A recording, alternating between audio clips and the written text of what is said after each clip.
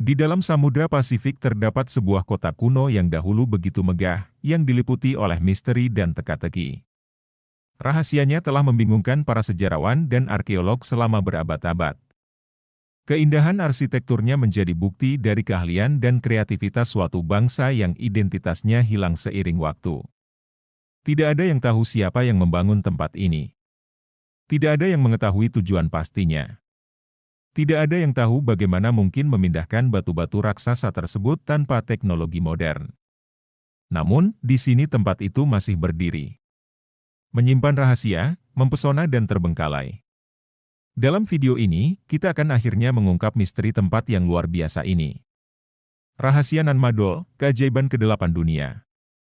Kota kuno Nan Madol terletak di sebelah timur Pulau Pohnpei di Mikronesia. Tentu saja, penduduk asli pulau telah mengetahui tempat ini selama berabad-abad.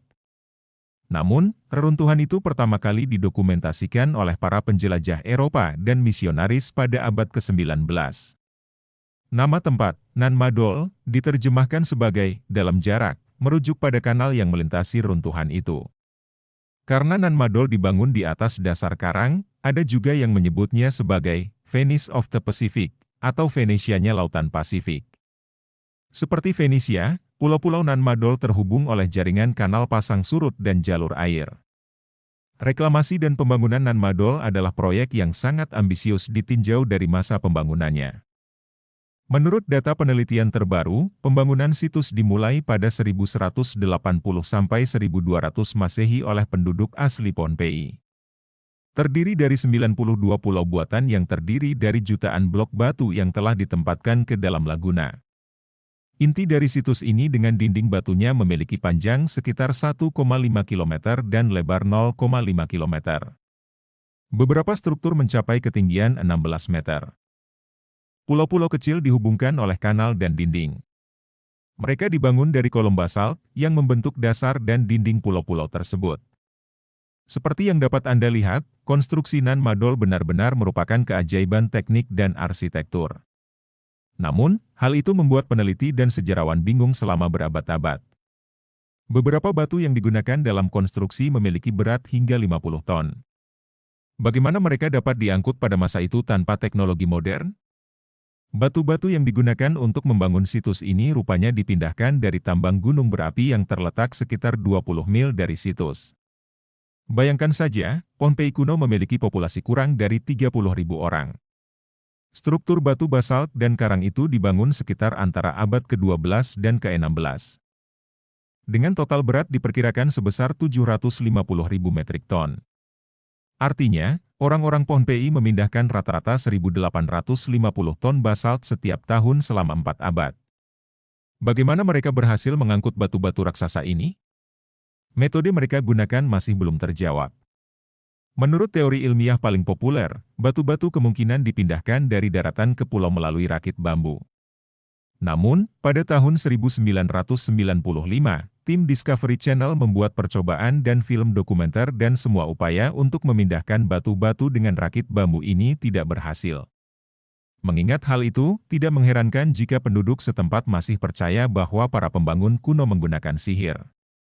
Menurut mereka, seorang penyihir yang kuat menggunakan suara dan nada aneh untuk membuat batu basalt terbang melalui udara seperti burung dan menetap di tempat mereka. Legenda lain menceritakan tentang raksasa yang mampu memindahkan batu-batu raksasa itu. Tentu saja, bagi kita, semua ini terdengar seperti dongeng kuno. Meskipun begitu, banyak hal tentang tempat ini masih dipenuhi misteri dan rahasia yang belum terungkap. Seperti yang dicatat oleh para ilmuwan terdahulu, jenis konstruksi ini adalah misteri yang tidak diketahui fungsinya. Jadi, apa alasan yang masuk akal untuk membangun sebuah kota di sebuah pulau kecil dengan terumbu karang yang hanya menjulang 5 kaki di atas permukaan air? Mengapa mereka membangunnya? Beberapa peneliti berpendapat bahwa Nan Madol adalah teknologi manipulasi cuaca kuno atau detektor gempa bumi dan tsunami, karena magnetisme khas basalt dan desain situs. Magnetisme basalt, yang dihasilkan dari aktivitas seismik reguler pulau. Ini membuat kompleks Nan Madol dapat berinteraksi dengan elemen elektromagnetik dari badai dan meredamnya. Namun, tidak ada bukti konkret yang menunjukkan bahwa hal ini benar-benar terjadi. Peneliti modern menyangkal teori ini. Mereka berpendapat adalah bahwa Nan Madol dibangun sebagai pusat seremonial dan politik oleh dinasti Saudelur, yang memerintah Pulau Pohnpei dari abad ke-11 hingga 1628. Saudelur awalnya adalah pemimpin yang baik hati tetapi akhirnya menjadi diktator. Selama pemerintahan mereka, orang-orang Pohnpei terus membangun Nan Madol selama berabad-abad. Periode sejarah ini disebut Muehin Saudelur, atau waktu penguasa Delur.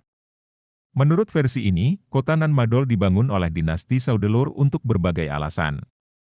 Itu dimaksudkan sebagai pusat spiritual dan budaya, simbol pengaruh mereka di wilayah itu.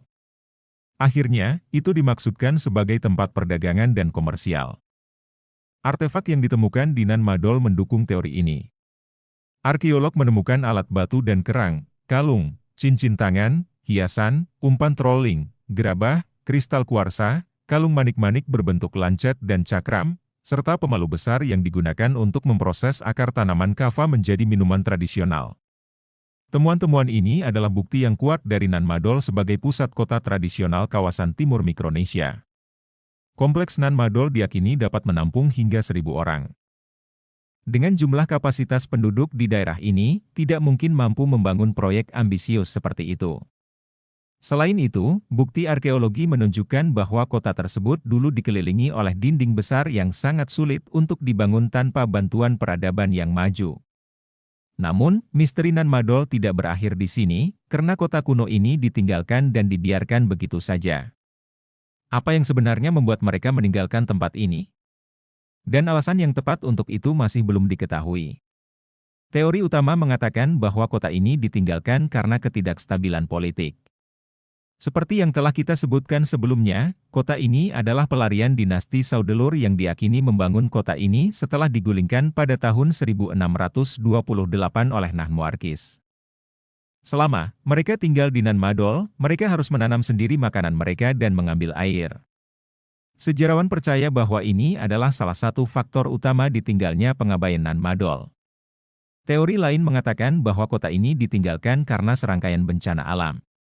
Daerah tersebut terus-menerus dilanda serangkaian tsunami, banjir, dan letusan gunung berapi, yang kemungkinan menyebabkan banyak kerusakan pada kota. Ini akan membuat sulit untuk mempertahankan dan memperbaiki dinding dan saluran air, dan pada akhirnya mungkin menjadi tidak layak huni. Sayangnya, tidak banyak sisa artefak dari Nan Madol yang masih tersisa untuk dipelajari. Pada tahun 1874, kapal milik ilmuwan dan arkeolog karam di dekat Kepulauan Marshall setelah pulang dari meneliti Nan Madol. Kapal tersebut membawa benda-benda dan artefak yang berisi sejarah pulau tersebut.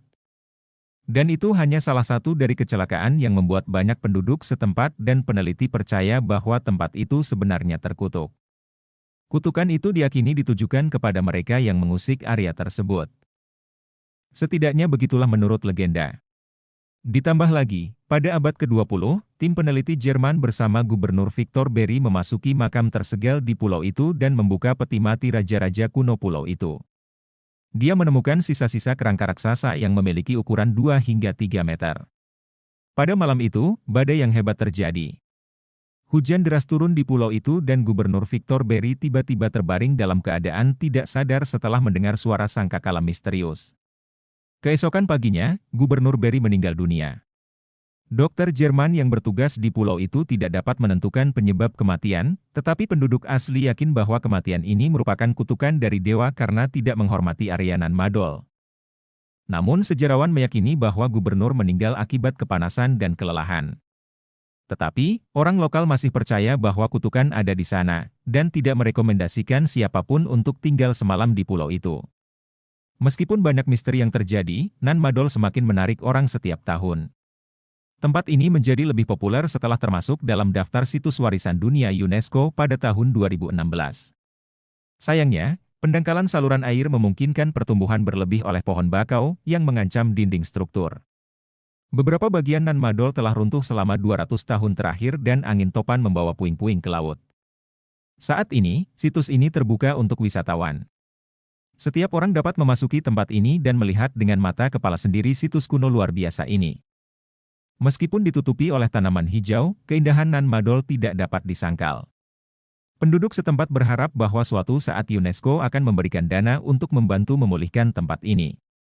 Mengingat sejarah Nan Madol, tempat ini sangat layak menjadi situs pariwisata yang populer. Itulah tadi kisah luar biasa dari Nan Madol, terima kasih telah menonton.